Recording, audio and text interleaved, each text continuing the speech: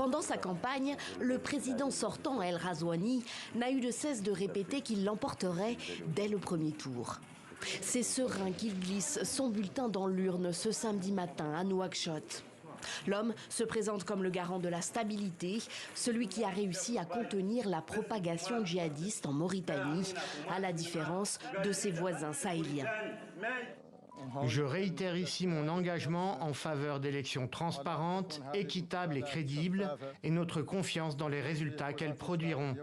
C'est l'électeur mauritanien qui a le dernier mot pour déterminer qui dirigera le pays pour les 5 prochaines années. Un bilan sécuritaire qu'il met en avant et des promesses de réformer plus encore alors que les perspectives économiques sont bonnes selon la Banque mondiale. Face à lui, 6 candidats, des hommes seulement. Parmi lesquels Biram Da Abeid, militant des droits humains qui a terminé 2e lors des 2 dernières présidentielles.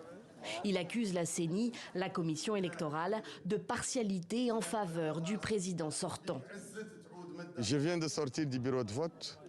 Le premier constat est la tentative de la CENI, qui est une CENI travestie, une CENI totalement inféodée au pouvoir et aux ailes les plus pourries de ce pouvoir. Autre candidat sérieux, Hamadi Ould Sidi El Mokhtar, à la tête du parti islamiste Tawassoul, lui assure qu'il sera attentif à tout manquement. Le peuple est lassé des gouvernements successifs qui l'ont dirigé depuis l'indépendance. En ce moment électoral, nous espérons que le changement viendra du peuple mauritanien dans un processus démocratique juste et transparent. Les 2 principaux adversaires du président sortant prônent la fin de la gabegie et de la corruption, une profonde réforme de la justice et de l'éducation. Le vote des jeunes est au cœur du scrutin. Les 15-24 ans représentent 60% de la population et un quart d'entre eux est au chômage, selon l'OIT.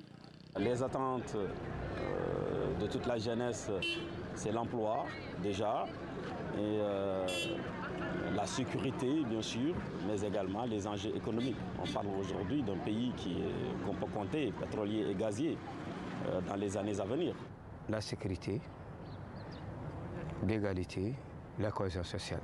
C'est les seuls points qui peuvent garantir ce qu'on appelle le développement dans un pays. Les résultats de ce premier tour sont attendus dimanche ou lundi.